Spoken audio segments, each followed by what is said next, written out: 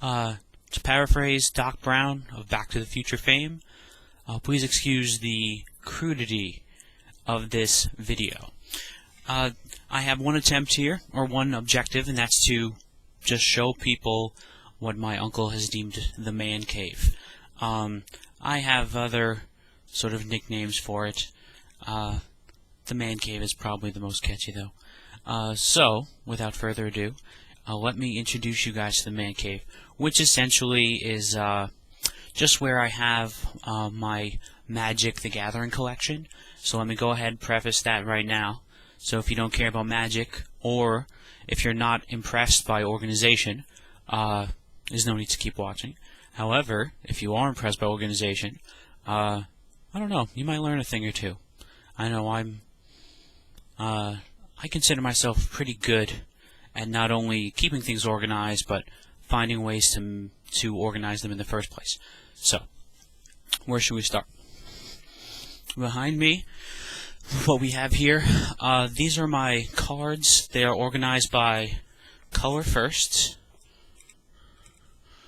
So these two racks right behind me here, 1 and 2, from this level up, those are all my cards that are common and uncommon.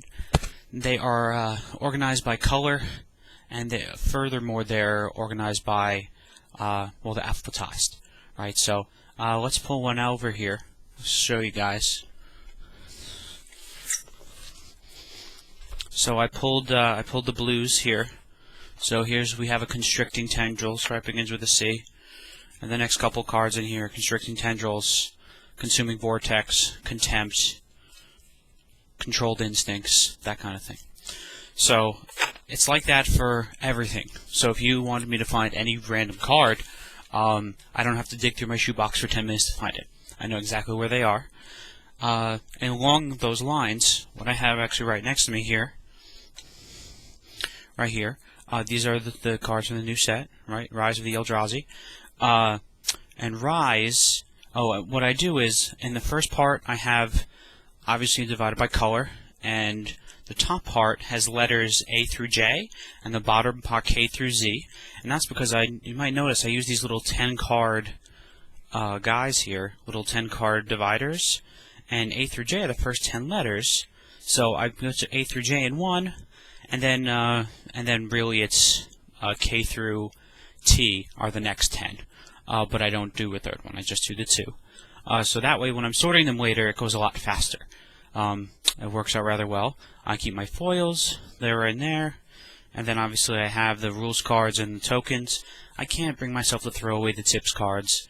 I have them all kept as well.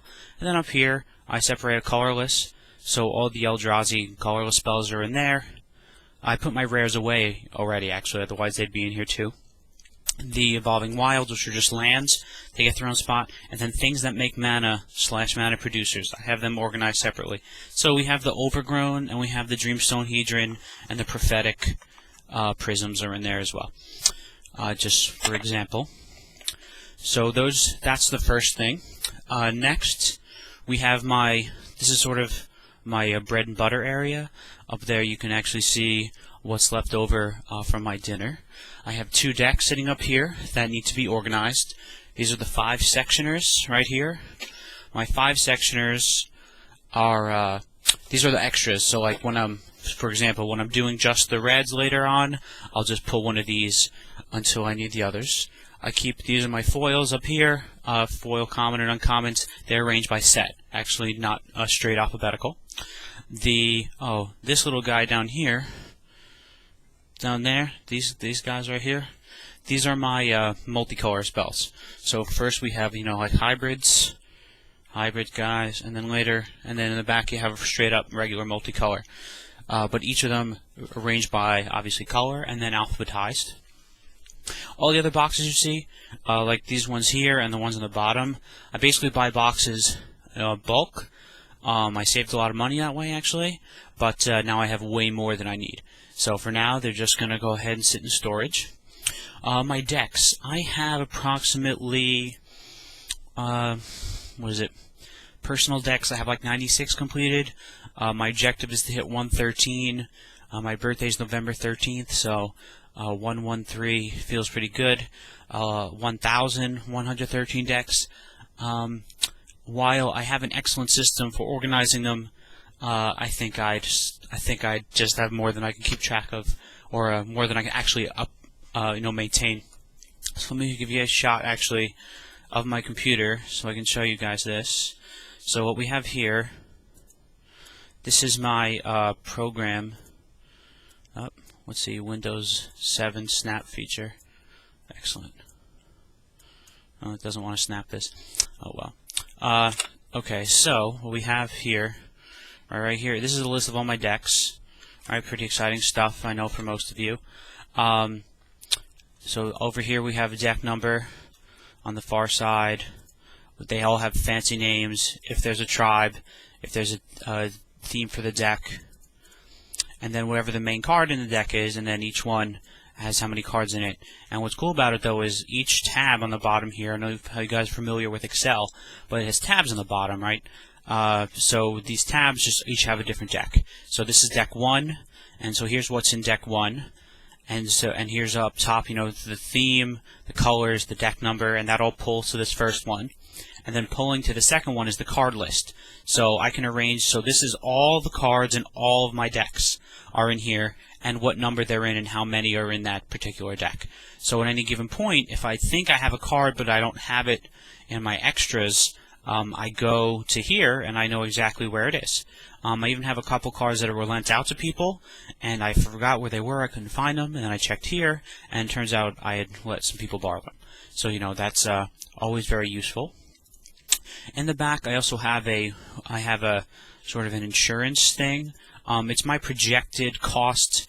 I have the set here, how many boxes of it I own, and the price per box at this current point in time.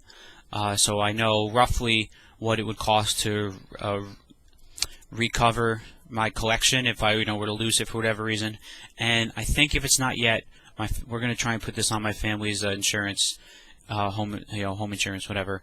It's shockingly inexpensive considering there's like a total of $16,000 of stuff here. Did I spend 16 grand? Probably not. If I did, it's been over, I don't know, over 10 or more than 10. No, maybe about 10 years.